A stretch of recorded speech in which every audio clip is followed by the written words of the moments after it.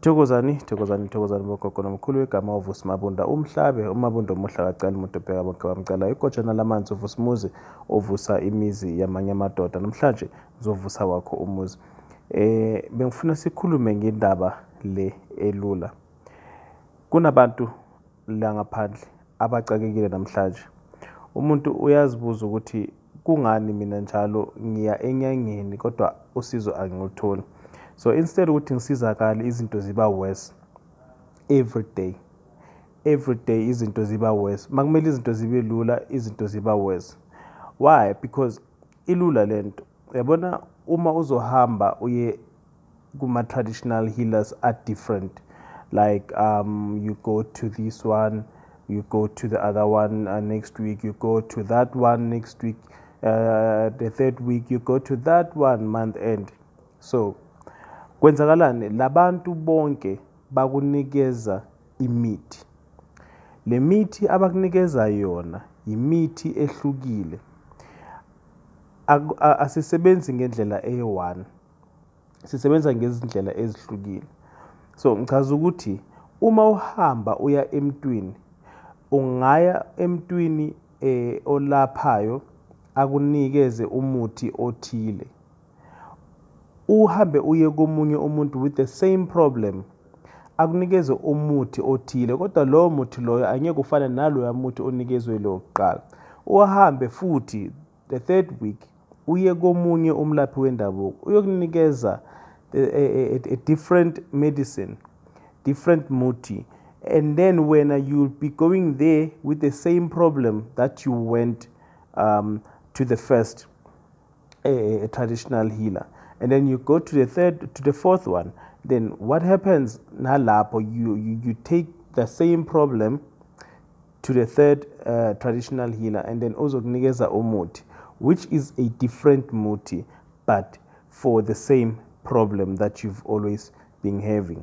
So yonke le mithi le uyayithatha ubuya nayo ekhaya because uzokunikeza iphuthelwano. Uthatha lezi iphuthelwano lezi ubuya nazo ekhaya. What happens ma ubuya nesiphuthelwano sasekhaya la ekhaya? Because uhambile waya emntwini namhlanje or this week, then after that waphinde wabuyela futhi komunye umuntu that week or after 2 weeks. Why? Because you don't see a difference. Why ungaboni umehluko? It's because awukwazi ukubekezela, awukwazi ukulinda. So what happens to lo muthi lo olapho endlini? Uthathe umuthi wawubeka endlini waya komunye umuntu wawubuyisa umuthi lana endlini, wathatha omunye futhi wawubuyisa lapha endlini, wathatha omunye futhi wawubuyisa lapha endlini. Leyo mithi leyo yona ekubangela inkinga. Uma unahamba unale same problem le, it's fine, it's the same problem nje, but your problems will be added. Why? Because uthethe imithi ehlukile from different traditional healers. Khumbula njalo uma sikunikeza umuthi siyakhulumisa umuthi. Njalo uma sikunikeza impande siyayikhulumisa le mpande, sikhulumise idalwa zakithi, sikhulumise idalwa zakini ukuthi lo muthi lo usebenze ngendlela ekumele usebenze ngayo ukuze wena usizakale. So now mina ngikhulumile, ngakhulumela umuthi wami whether ngiyathandaza noma ngiyawukhulumisa ukuthi mawukusiza because umuthi vele yakhulunyiswa vele like it or not. Uye komunye umuntu naye awukhulumise umuthi, then nalo omunye siba 5 siba 4 because when you've been going to different traditional healers like consecutively, like in a month or 2 months you've been like you've attended 3 or 4 or 5 sessions, then le mithi uma sefika lapho kuwe ekhaya lakho iyophenduka isilwane. Uzothi masohamba uye komunye ngalela langa athi kunesilwane lapho endlini. Why? Because imithi uma kukhulunywa ngesilwane akukhulunywa ngokuthi ukuthi kuhanjiwe kothathwa imfene esigangeni noma kwathatha ifishi emanzini noma kwathatha inja kwamakhelwane noma inja yami ngayithatha. Cha, makukhulunywa ngesilwane kukhulunywa ngento ethunyelwe ngomuthi. So lento ithi masefika lapho iyenze lokho ebekumele ikwenze. omunye umuntu uzothi makayibhekile ngilehlula umoya bese uthi isilwane. So uma izinto sezifike kuleyo ndlela leyo kuleso sigaba leso sokuthi wena uthatha imithi eminingi then iyaphenduka isilwane. Why iphenduka isilwane? Because imithi lena ihlukile ngeimpande, and mayihlukile ngeimpande so yona ijike bese iyaxabana lana endlini. Angazi noma uyangithola nawe futhi, ngoba ugeze ngalo muthi lona wafutha ngalo muthi lo sasolanda omunye umuthi angeke uyithole lento oyifunayo, ngeke uyithole iclosure, angeke uthole ukuphumula. Why ngeke uthole ukuphumula? Because uthatha umuthi walo, you don't give it time, uthatha umuthi walo, you don't give it time, uthatha umuthi walo, you don't give it time, then you end up nemithi eminingi ekhulinyelwe abantu abaningi.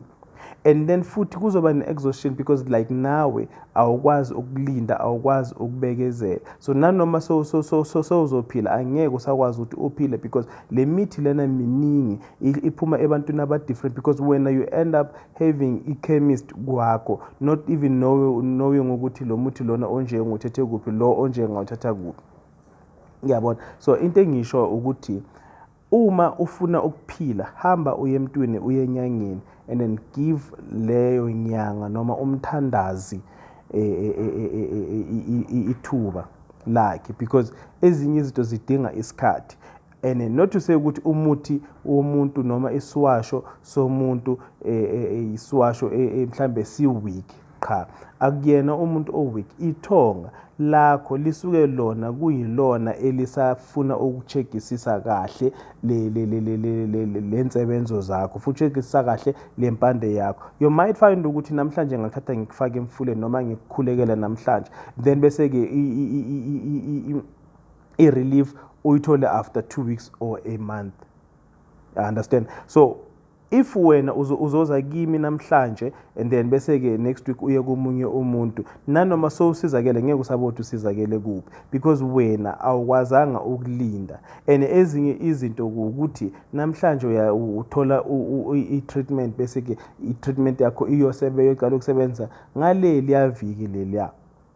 So immoral yale story ithi give inyanga umthandazi, isangoma, or whoever you go to a chance, because wena uzozidalela inkinga ngokuthi uhlanganise imithi eminingi kwakho noma ekhaya kini, then end up ungasizakalanga. Instead ukuthi usizakale izinto zibe worse because kuhlangene imithi eminingi, imithi ethandazelwe, imithi ekhulekela, then lezinto lezi zizoxabana zodwa, then kujike bese ke wena uba in the middle, and then because wena usebenzisa leyo mithi leyo. So uma uhamba uye emntwini, hamba uye emntwini wazi ukuthi endlini awunalutho, uphelile konke, then mhlambe wahluleka ke maybe after a month or 2.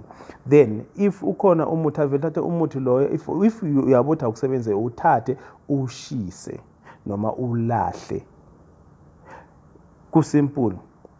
Number 2, kukhona lento yokuthi sithi singabantu ekhaya, omunye mhlambe siba u4 ama-siblings noma mhlambe indoda nomfazi, bese omunye uyahamba unomuntu wakhe ahamba kuye, nomunye unomuntu wakhe nomunye unomuntu wakhe ahamba kuye. So lokho kusho ukuthini na? Uma wena uzoya emntwini omunye o-different than lo muntu ohanjwayo la ekhaya, noma mhlambe omunye uhamba omunye nomunye uhamba omunye umuntu, kuzoba ne-problem. Why? The problem lena izoba sekuthenini lo omunye uzaza nomuthi wakhe, nalo nomunye eze nomuthi wakhe. So what happens in that regard? Omunye makeze nomuthi wakhe, omunye u-stronger than lo omunye umuthi, then owakho umuthi angeke usebenze. Understand? Owakho angeke usebenza. And then nayo leyo mithi le uthi ukuthi izwane amandla khona la endlini, then mayizwana amandla khona la endlini, wena nalo umuntu loyo noma nama-siblings wakhe elanda imithi in a different from a different traditional healer, then uzoba ne-problem. Nizoba ne-problem ekhaya. Ejardini kuzoba ne-problem, kuzokuthiwa kusasa kunesilwane la ekhaya. kuzothiwa kusasa sithakathiwe la ekhaya, kuzothiwa kusasa lo usebenzisa inyanga, uhamba inyanga ngoba esikhathini esiningi vele siyafihla ukuthi sihamba inyanga yiphi noma inyanga noma abathandazi noma ini.